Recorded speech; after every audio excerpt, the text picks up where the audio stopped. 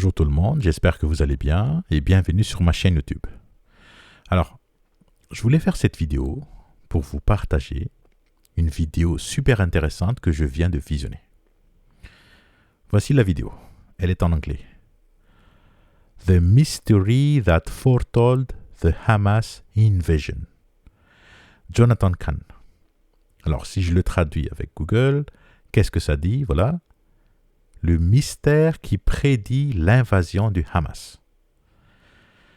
Alors, pour ne pas tout rater, restez avec moi jusqu'à la fin de cette vidéo parce que j'ai une méga surprise pour vous à la fin de cette vidéo. D'accord? Bon, voyons voir qu'est-ce que Jonathan Cahn nous raconte dans sa vidéo. En fait, il est en train d'expliquer l'existence de liens prophétiques entre l'attaque du Hamas le 7 octobre 2023 et la guerre de Kippour du 6 octobre 1973. Ça, c'est la première chose. Ensuite, il explique aussi le lien entre la guerre des 6 jours du 5 juin 1967 et la résolution du Sénat américain le 5 juin 2017 qui reconnaît la ville de Jérusalem en tant que capitale d'Israël. Voilà. Je vous ai mis dans la description le lien vers cette vidéo, comme ça, en un clic, vous allez pouvoir la visionner, mais, avant d'aller la visionner, laissez-moi vous faire une résumé global en français de sa vidéo. D'accord? Alors, regardez bien les liens communs et le parallèle entre la guerre de Kippour, l'attaque du Hamas du 7 octobre 2023 et la guerre des 6 jours. Il y a 6 points communs. Je dis bien 6. Et on va les détailler point par point. Premier point commun. Le vendredi 6 octobre 1973, la guerre de Kippour. L'Égypte et la Syrie, ils avaient attaqué Israël et Israël ne l'avait pas vu venir. Israël était pris par surprise. C'est ce qui s'est passé il y a 50 ans. Et puis, étrangement, 50 ans plus tard, le samedi 7 octobre 2023, Israël aussi était pris par surprise par l'attaque du Hamas. Est-ce que vous voyez le parallèle? Ensuite, deuxième point commun. Le jour du 6 octobre 1973, regardez bien ce calendrier, c'était un samedi, c'était un jour de Shabbat hebdomadaire. Et puis le 7 octobre 2023, c'était aussi un samedi, c'était aussi un jour de Shabbat hebdomadaire, vous me suivez? Les deux se sont passés le jour du Shabbat hebdomadaire, le samedi. Vous voyez? Ensuite, le troisième point commun. Le jour du 6 octobre 1973. Regardez bien ce calendrier. C'était un jour de fête juive, la fête de Yom Kippour, le jour du grand pardon. Et puis, le 7 octobre 2023, c'était quoi? Regardez bien ce calendrier. Regardez bien. C'était aussi un jour de fête juive. Le samedi 7, c'est la fête de Shmini Atzeret et dimanche 8, la fête de Simchat Torah.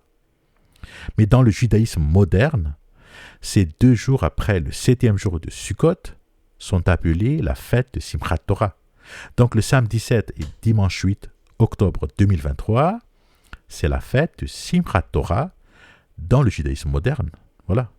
Donc étrangement, les deux se sont passés pendant un jour de fête juive. Vous me suivez? Ensuite, quatrième point commun. Les deux sont espacés de 50 ans. Et 50 ans, ça représente quoi dans la Bible? Je l'avais expliqué en détail dans la vidéo numéro 1. La 50e année, c'est l'année de jubilé. Le cycle de jubilé, c'est tous les 49 ans. Et l'année de jubilé, c'est la 50e année qui est aussi la première année de la décompte du jubilé suivant. J'avais déjà expliqué en détail la signification du jubilé dans la vidéo numéro 1, mais si vous voulez le voir dans la Bible, c'est dans Lévitique chapitre 25, à partir du verset 8 au verset 55. Lévitique 25, verset 8 à 55, voilà. Donc, bizarrement, les deux attaques sont espacées d'un jubilé, 50 ans. Vous comprenez? Ensuite, avant d'aborder le cinquième point commun, laissez-moi d'abord vous montrer qu'est-ce qui s'est passé le 5 juin 2017 aux États-Unis. Regardez bien ce que nous dit ce site internet du Congrès américain. J'ai mis dans la description le lien vers ce site internet. Comme ça, vous pouvez le consulter et le traduire par vous-même. Okay. Alors, qu'est-ce qu'il dit? Je vais essayer de traduire en live. Il dit « Commémoration de la 50e anniversaire de la réunification de Jérusalem. Au Sénat des États-Unis, le 24 mai 2017. Monsieur McConnell, bon, là, il y a tout le tralala des sénateurs, ok, je reprends ici. Donc, ces sénateurs, avec tous ces noms, avaient déposé la résolution suivante, qui a été référée au Comité des relations extérieures. Ensuite, le 25 mai 2017, rapporté par M. Corker, sans amendement. Donc jusqu'ici, c'est le dépôt de cette résolution au mois de mai. Ensuite, qu'est-ce qui s'est passé?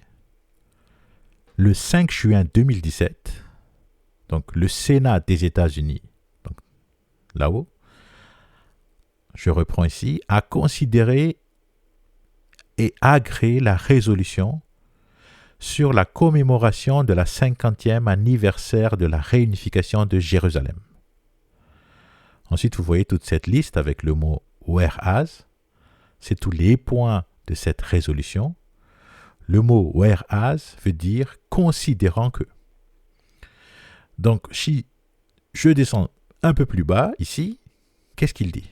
Il dit « considérant que l'acte en 1995 sur l'ambassade de Jérusalem, qui était devenu une loi le 8 novembre 1995, statue que Jérusalem devrait rester la capitale indivisible d'Israël, dans lequel les droits de toutes les ethnies et groupes religieux sont protégés. Voilà.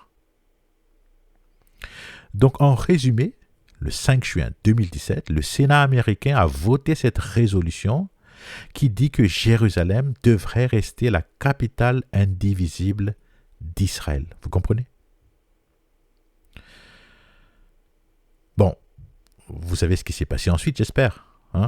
6 mois plus tard, après cette décision du Sénat américain, le président Trump, le 6 décembre 2017, il a reconnu Jérusalem en tant que capitale d'Israël. Et cette annonce du président américain a été très médiatisée. Mais ce que les gens ignorent, c'est que 6 mois auparavant, c'était déjà le Sénat américain qui avait voté cette résolution sur la commémoration de la 50e anniversaire de la réunification de Jérusalem, dans lequel il a été stipulé que Jérusalem devrait rester la capitale indivisible d'Israël. Voilà. Donc retenez bien cette date, 5 juin 2017. Maintenant, voyons voir le 5e point commun. Regardez bien le nombre de jours entre la guerre des 6 jours et la guerre de Kippour. La guerre des 6 jours a commencé le 5 juin 1967. La guerre de Kippour a commencé le 6 octobre 1973. Vous voyez? Donc si je calcule le nombre de jours entre les deux, ça fait 2315 jours exactement.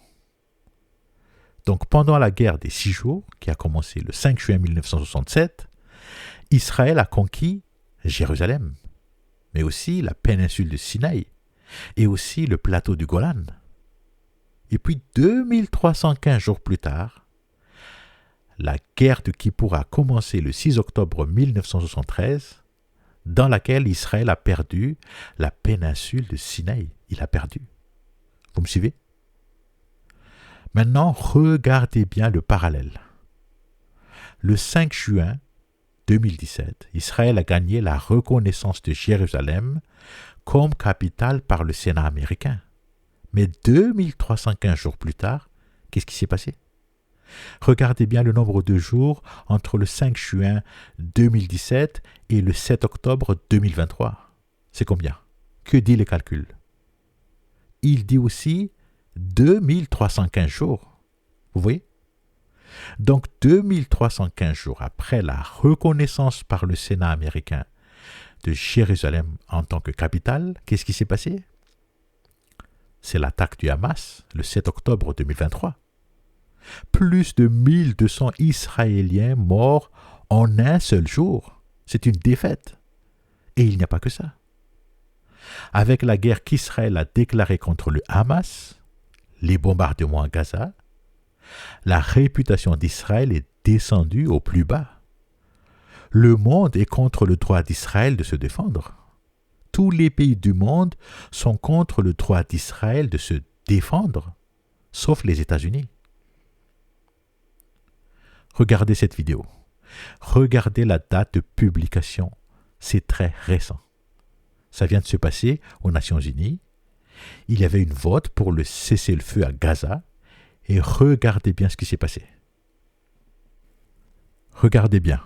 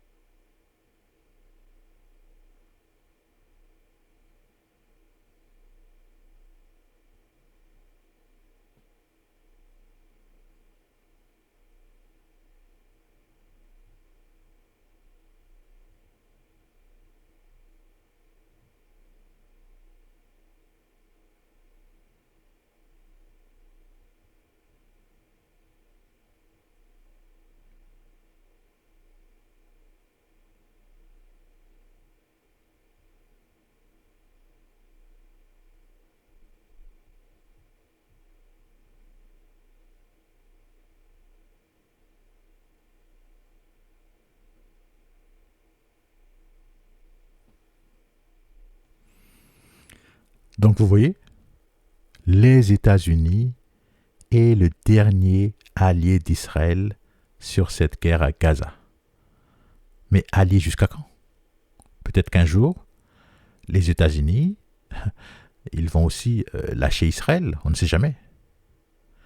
Mais dans tous les cas, la guerre contre le Hamas, cette guerre met Israël en mauvaise posture.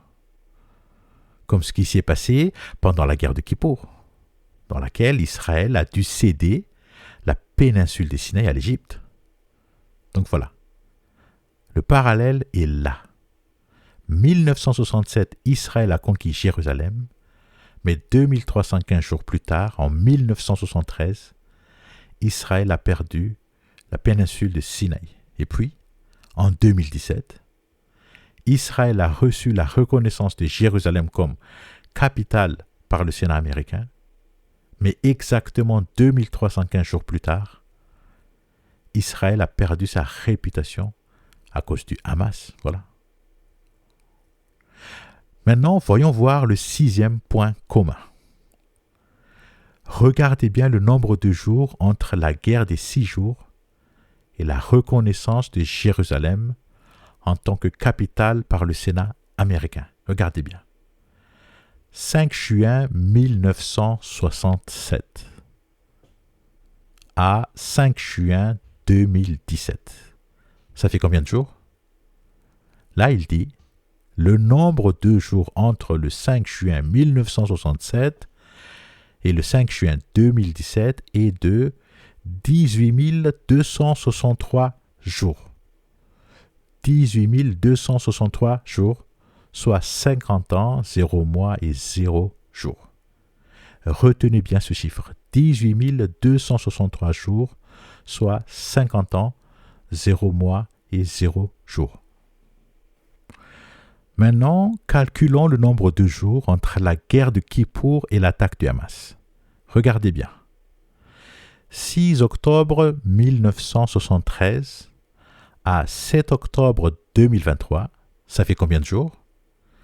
Là, il dit, le nombre de jours entre le 6 octobre 1973 et le 7 octobre 2023 est de 18 263 jours, soit 50 ans, 0 mois et 1 jour. Donc si on compare les deux, ils ont exactement le même décalage de 18 263 jours. Par contre, entre la guerre des 6 jours de 1967 et le Sénat américain de 2017, c'est 50 ans, 0 mois et 0 jour. Alors que, entre la guerre de Kippour de 1973 et l'attaque du Hamas de 2023, c'est 50 ans et 0 mois et 1 jour. C'est étrange, n'est-ce pas? Bon, voilà. Voilà ce que Jonathan Cahn a révélé dans sa vidéo. Voilà les 6 points communs entre ce qui s'est passé le 7 octobre 2023 comparé à ce qui s'est déjà passé avant, la guerre des 6 jours en 1967, la guerre de Kippour en 1973 et la reconnaissance de Jérusalem en tant que capitale en 2017. Il faut savoir que Jonathan Cahn, c'est un rave messianique. D'accord? Donc lui, il croit que Jésus-Christ, c'est le Mashiach des Juifs. Et à la fin de sa vidéo, il dit ceci. Regardez bien à partir de la minute 20, 31 secondes, jusqu'à la minute 21 et 58 secondes. 20, 31 jusqu'à 21, 58. 20, 31 jusqu'à 21, 58. On va d'abord écouter l'anglais avec le sous-titre et après, je vais essayer de le traduire. Écoutez ce qu'il dit. Has no idea. CNN has no idea. MSNBC has no idea. The New York Times has no idea. You see, the ultimate battle is not of guns and missiles. It's of another realm, the realm of the spiritual. The war wasn't limited to Israel. It spread all over the earth as people in all lands rose up to chant their hatred of Israel and the Jewish people. They had no idea. They were part of a hatred and war that goes back thousands of years. It's a spiritual war. When Hamas planned out that day, they weren't reading Leviticus or studying the mystery of the Jubilee, and they weren't counting to the 2,315th day. But they were led by dark spiritual forces, the same forces that have been trying to wipe out the Jewish people from the face of the earth for 4,000 years. What this all reveals is that what the Bible says is true. Evil is real, and it's real specific. Why is it so bent on destroying the Jewish people, Israel? Because the Jewish people were called into existence by God to be the witnesses of his reality and the vessels of his purposes. And we just witnessed one act, one battle in that ancient war. And the thing is, we can identify those forces. And the same forces seeking to destroy Israel and wipe out the Jewish people are now working through our culture, warring against God and those who follow God, against you, even in the West, even in America. God is real, and the enemy is real. Donc voilà. Maintenant, écoutez bien la traduction. Le monde n'a aucune idée de ce qui se passe. CNN n'a aucune idée. MSNBC n'a aucune idée. New York Times n'a aucune idée. Vous voyez, la bataille ultime, ce n'est pas par les fusils et les missiles, mais c'est d'un autre domaine, le domaine du spirituel. La guerre n'est pas limitée à Israël. La guerre s'est propagée sur toute la terre.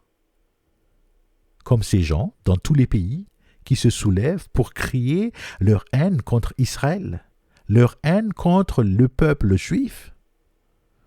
Ces gens n'ont aucune idée qu'ils font partie de la haine et de la guerre d'il y a des milliers d'années dans le passé. C'est une guerre spirituelle. Quand les gens du Hamas, ils ont planifié cette attaque ce jour-là, ils n'ont pas lu le livre du Lévitique, ni étudié le mystère du jubilé, et ils n'ont pas calculé les 2315 jours, mais ils ont été dirigés par les forces spirituelles du mal. Les mêmes forces du mal qui avaient déjà tenté d'éradiquer le peuple juif de la terre depuis 4000 ans. Qu'est-ce que tout ça nous révèle? C'est que ce que la Bible dit est la vérité. Le diable est réel. Il est spécifiquement réel. Et pourquoi il tient tant à anéantir le peuple juif, anéantir Israël? Parce que le peuple juif a été créé par Dieu pour devenir les témoins de la réalité de Dieu et être les acteurs du dessein de Dieu. Et nous sommes juste les témoins d'un acte, d'une bataille, dans cette guerre ancienne. Et la chose qu'il faut comprendre, c'est que nous pouvons identifier que ces forces, ces mêmes forces qui cherchent à détruire Israël et à anéantir le peuple juif, que maintenant ces forces travaillent à travers notre culture et notre société, déclarant la guerre contre Dieu, contre tous ceux qui sont avec Dieu, contre vous, même en Occident, même en Amérique. Dieu est réel et l'ennemi est réel. Bon, je vais m'arrêter là. Vous pouvez regarder sa vidéo par vous-même. Mais ce que je voulais rajouter, c'est que, avec ce que nous avons vu, ces points communs avec la guerre de Kippour, avec la guerre des 6 jours, tout ça n'est pas anodin à mon sens. Tout ça, c'est pour nous montrer que le plan du Créateur marche à merveille. Tout ça fait partie du plan du Créateur. Tout cet antisémitisme qui monte brusquement en Occident et même en Amérique, il faut bien que tout ça se passe partout dans le monde pour pousser les Juifs à rentrer en Israël. Sinon, il n'y aura pas d'Armageddon. Je pense qu'il faut que ça doit être des deux côtés. D'abord maintenant, du côté des nations, grâce à la guerre à Gaza, l'antisémitisme doit accroître pour pousser les Juifs à quitter les nations. Et puis plus tard, du côté d'Israël, d'ici quelques années, il y aura la paix et la sécurité au Moyen-Orient. D'ici quelques années, il y aura la reconstruction du temple. Et ces deux choses vont aussi attirer les Juifs dans les nations à venir s'installer en Israël. Les Juifs des nations doivent faire l'alia vers Israël.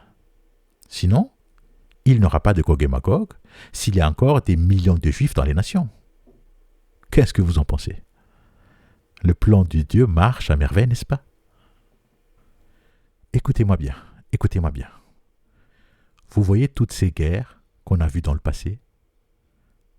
Toutes ces guerres du passé avaient engendré l'immigration en masse de millions de réfugiés musulmans vers l'Occident. Et puis après, survient la guerre à Gaza. Et regardez ce qui se passe aujourd'hui. Le monde s'enflamme. D'abord, les musulmans en Occident, mais aussi les gens locaux qui s'estiment avoir l'autorité de juger Israël, juger le peuple du Créateur. Ils font enflammer le monde à cause de cette guerre. Maintenant, imaginez qu'est-ce qui va se passer. Comment sera la réaction des musulmans quand Israël va construire le temple juif au mont du Temple? Certainement, d'ici quelques années, il y aura un accord de paix avec les dirigeants des pays arabes, sous la supervision de l'Antichrist. Certainement, ces dirigeants arabes vont autoriser les Juifs à construire sur le mont du Temple. Mais comment sera la réaction des musulmans dans le monde? Est-ce qu'ils seront aussi d'accord avec cette décision des dirigeants des pays arabes? Qu'est-ce que vous en pensez? Je pense que voilà. Tout le monde connaît déjà la réponse, n'est-ce pas? Et là, je me rends compte vraiment que tout ce qu'on a vu arriver au Moyen-Orient dans le passé, ces guerres, ces immigrations de réfugiés de guerre, et tout ce qu'on voit maintenant, tout ça fait partie du plan du Créateur. Le plan de Dieu se déroule parfaitement comme prévu. Et la Bible nous a déjà dit vers où tout ça va nous emmener. Vers Armageddon, vers Gog et Magog. Donc, à la suite de tout ça, au vu de tout ce qui se passe maintenant, c'est à chacun, à toi et à moi, de prendre les dispositions nécessaires. Jésus-Christ, il nous attend avec les bras grands ouverts. Jésus-Christ t'attend, mon ami, il n'attend que toi. Toute la machine pour te faire naître de nouveau tourne en plein régime en ce moment même. Des gens naissent de nouveau par milliers à travers le monde. La machine tourne en pleine puissance, mon ami. Et toi, écoute-moi bien, ton tour, c'est maintenant. Si aujourd'hui tu tombes sur cette vidéo, ce n'est pas par coïncidence. C'est parce que c'est à ton tour de naître de nouveau. Donc dirige ton regard vers le Seigneur Jésus. Dirige ton regard vers Yeshua HaMashiach. Ne résiste pas, lâche prise. Laisse-toi aller. Laisse ton cœur marcher vers le Seigneur. Laisse ton cœur s'approcher du Seigneur. C'est encore le moment de naître de nouveau dans l'abondance. Aujourd'hui, nous venons à peine d'entrer dans l'année hébraïque 5784. C'est la dernière année des 7 ans d'abondance de Mashiach ben Yosef, qui a démarré à l'année hébraïque 5777. Et si tu veux connaître plus de détails sur les 7 ans d'abondance et les 7 ans de famine, tu peux aller voir ma vidéo numéro 3, tu vois ce playlist, mais aussi ma vidéo numéro 4, ce playlist. Donc voilà, écoute-moi bien. Aujourd'hui, c'est à ton tour de naître de nouveau. C'est encore le moment pour naître de nouveau dans l'abondance. Nous sommes dans la dernière ligne droite de cette année d'abondance. Donc voilà, le Seigneur Jésus, il t'attend avec les bras grands ouverts, mon ami. Ce que tu as à faire, c'est simple, c'est très simple. Je t'ai mis le lien vers l'évangile de Jean dans la description de cette vidéo. Tu vas cliquer sur ce lien et commence ta lecture. Ouvre ton cœur à l'esprit du Créateur. Laisse l'esprit diriger ta lecture. Laisse l'esprit ramollir ton cœur. Et là, il n'y a pas de question de religion, c'est une question de vérité. La vérité, c'est dans la Bible et non pas dans les religions. Et même si toi, tu es encore un chrétien religieux, tu vas à l'église, mais tu ne sais pas qu'est-ce que c'est d'être né de nouveau. Si tu n'as pas encore vécu cette merveilleuse expérience de la nouvelle naissance, toi aussi, ton tour c'est maintenant. Et je te dis, Jésus-Christ l'avait dit à Nicodème, et Jésus-Christ te dit la même chose aujourd'hui. En vérité, je te dis que si un homme ne naît de nouveau, il ne peut voir le royaume de Dieu. Et puis ici, en vérité, je te dis que si un homme ne naît d'eau et d'esprit, il ne peut entrer dans le royaume de Dieu. Donc, si tu vas à l'église tous les jours pour prier, ou tous les dimanches, ou tous les samedis, mais que tu n'es pas encore né de nouveau, eh bien, ça n'aura servi à rien, puisque tu n'entreras pas dans le royaume de Dieu, tu comprends? Tu vois ça? Ne peut voir le royaume de Dieu, ça veut dire que spirituellement, tu es aveugle spirituellement. Ça veut dire que spirituellement, tu vis dans les ténèbres tant que tu n'es pas encore né de nouveau. Voilà. C'est pour ça que Jésus a fait tous ces miracles de guérison des aveugles racontés dans les 4 évangiles. Justement, ces miracles de guérison des aveugles, ces récits, ils sont destinés pour toi, pour te montrer que spirituellement, tu es encore comme ces aveugles tant que tu n'es pas encore né de nouveau. Tu comprends? C'est pour ça que dans l'expérience même de la nouvelle naissance, quand on est sur le point de naître de nouveau, on fait la rencontre personnelle avec le Seigneur Jésus. Et c'est à ce moment-là, au moment de cette rencontre, que lui, Jésus-Christ, il va guérir tes yeux spirituels. Le miracle de guérison de l'aveugle spirituel, ce sera ça ton miracle. Voilà la réalité. Donc écoute-moi bien. Si tu n'es pas encore né de nouveau, à la fin de cette vidéo, clique sur le lien vers l'évangile de Jean dans la description de cette vidéo et commence ta lecture. Tu vas voir qu'à la fin de la première lecture complète, tu ne vas comprendre que très peu de choses. Et c'est tout à fait normal. Prends un peu de temps pour digérer ce que tu viens de lire. Puis, après quelques jours, commence le deuxième round. Lecture complète du début jusqu'à la fin de l'évangile de Jean. Puis, prends du recul, laisse ton cœur digérer. Puis commence le troisième round, et ainsi de suite jusqu'au septième round. Après la septième lecture complète, tu vas percevoir la lumière de Dieu qui brille à travers cet évangile. Je te conseille aussi de voir cette vidéo de l'évangile de Jean. C'est carrément l'évangile de Jean en images, avec les mêmes textes. Ça, c'est ma vidéo préférée. J'ai mis aussi le lien de cette vidéo dans la description. Donc, après la septième lecture complète, tu vas voir que la lumière du Créateur va te guider à t'intéresser aux trois autres évangiles. Et mon conseil, c'est de les lire à l'inverse de leur ordre dans le Nouveau Testament. C'est-à-dire d'abord l'évangile de Luc, puis l'évangile de Marc, et enfin l'évangile de Matthieu en dernier. Et toi, si tu n'es pas chrétien, ce n'est pas la peine de chercher une église pour le moment, non. Lis d'abord les évangiles et tu vas voir que tu vas expérimenter cette rencontre merveilleuse avec le Seigneur Yeshua. Ça, je peux te le garantir. Je l'ai vécu moi-même par expérience. Des millions de gens l'ont vécu par expérience. Ce n'est pas de la religion où on t'apprend à réciter des textes de prière toutes faites, non. Rencontrer Yeshua HaMashiach, c'est une expérience réelle, voilà. Lis l'évangile de Jean et tu vas voir ce qui se passera. Et après, une fois que tu as la lumière du Créateur briller dans ton cœur, c'est à ce moment-là que l'Esprit du Créateur va te guider comment faire pour te faire baptiser. Ce sera à ce moment-là que l'Esprit va te dire de chercher une église pour ton baptême. Voilà. Alors attention, très important, attention. Évitez les témoins de Jéhovah. Et pourquoi? Parce que, avec les témoins de Jéhovah, ils vont t'accueillir les bras grands ouverts.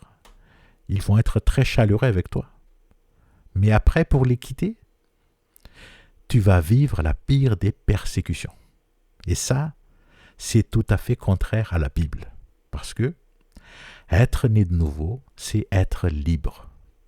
Devenir une nouvelle personne. Devenir un enfant du Créateur.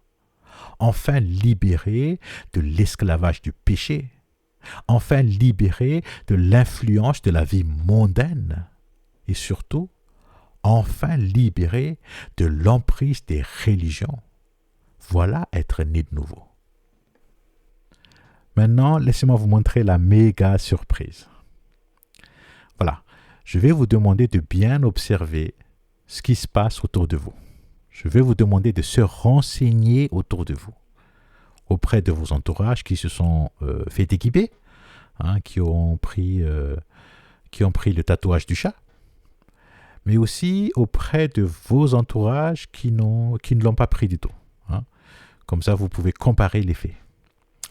Et pourquoi? Parce que de mon côté, depuis le mi-novembre, dans mon entourage, parmi ceux qui se sont fait équiper, tatouer, voilà, beaucoup disent qu'ils n'ont jamais souffert d'autant de douleurs auparavant. Alors, je ne sais pas ce que c'est, mais apparemment, ça commence par de la forte fièvre. Pour certains, avec des problèmes de respiration. Mais ce qui me saute aux yeux, ce sont les douleurs intenses. Ils se plaignent qu'ils ont très mal partout, que c'est très très douloureux, des douleurs intenses partout dans le corps. Même la tête, c'est comme si quelqu'un vous arrache les cheveux, tellement c'est douloureux. Alors, pour être tout à fait franc avec vous, je n'ai pas encore entendu la même chose auprès de mes autres entourages qui n'ont pas pris le tatouage du chat, jusqu'à aujourd'hui. Je ne sais pas demain, l'avenir nous le dira, mais jusqu'à maintenant, pas de signalement chez les non tatoués, voilà. Et pourquoi cette histoire de douleur me saute aux yeux? C'est à cause de ce que dit Apocalypse 16, verset 2. Écoutez bien ce qu'il dit. Le premier s'en alla et versa sa coupe sur la terre. Un ulcère malin et douloureux frappa les hommes qui portaient le tatouage du chat et qui adoraient son image. Ici, on parle de douleur, on parle d'ulcère. Et ulcère veut dire quelque chose qui arrive au corps humain. Un ulcère ne peut pas être spirituel. L'ulcère, c'est le corps, ça se manifeste sur le corps. Et là, il dit, c'est quelque chose de très douloureux. Et puis au verset 10, il parle encore de douleur, il dit, le cinquième ange versa sa coupe sur le trône du chat. Alors de profondes ténèbres couvrirent tout son royaume, et les hommes se mordaient la langue de douleur. Sous le coup de leurs souffrances et de leurs ulcères, ils insultèrent le Dieu du ciel, et ils ne renoncèrent pas à leurs mauvaises actions. Bon, se mordre la langue de douleur, ça dit tout. Ce sont des douleurs physiques et non pas spirituelles. Ce sont des douleurs intenses dans le corps. Bon, le chapitre 16, c'est le commencement des 7 coupes et 7 trompettes. Mais au vu de ce qui se passe avec les gens qui se sont fait équiper, au vu de ce qu'ils disent qu'ils n'ont jamais souffert autant de douleur, je me demande si peut-être que nous nous approchons des 7 coupes et 7 trompettes. Et pourquoi? Parce que dans Apocalypse 13, regardez bien ici, au verset 5, il dit « Elle reçut le droit d'exercer son autorité pendant 42 mois. » Et puis au verset 6, il dit « Il lui fut même permis de faire la guerre aux membres du peuple saint et de les vaincre. » Donc maintenant, si on regarde, qu'est-ce qui s'est passé aux membres du peuple saint? Le peuple saint, c'est Israël, et Israël, c'est aussi l'horloge de Dieu. Donc, qu'est-ce qui s'est passé en Israël? Ça, vous pouvez le chercher sur Internet, mais j'ai vu sur Internet que pour Israël, la campagne de tatouage a commencé vers le mois de décembre 2020. Donc, si on compte l'année 2021, ça fait 1 an. En 2022, ça fait 2 ans. Donc, en décembre 2023, ça fait à peu près 3 ans. Bon, c'est Dieu seul qui connaît la date exacte de décompte, mais voilà, les faits sont là. Les douleurs intenses sont là. Et je me demande vraiment pourquoi ces gens qui se sont fait équiper, pourquoi ces douleurs intenses ne leur touchent que maintenant, alors qu'on leur a promis de belles choses. Est-ce que ces douleurs sont en lien avec Apocalypse 16, verset 2? Est-ce que ces douleurs annoncent qu'Apocalypse 16, verset 2 est proche? Je ne sais pas. Et pourquoi les gens qui ne se sont pas fait équiper, pourquoi ils ne souffrent pas de la même chose? Autant de questions, mais pas de réponses. Donc, je vous demande de bien observer ce qui se passe autour de vous. Regardez l'horloge de Dieu, regardez Israël et prenez la bonne décision. Lisez la Bible et faites-vous naître de nouveau par Jésus-Christ. Merci d'avoir suivi cette vidéo jusqu'à la fin. Béni sois-tu, Éternel notre Dieu, Roi de l'univers, pour la vérité, toute la vérité que tu nous as dévoilée dans la Bible. Toda Rabba Yeshua HaMashiach. Amen.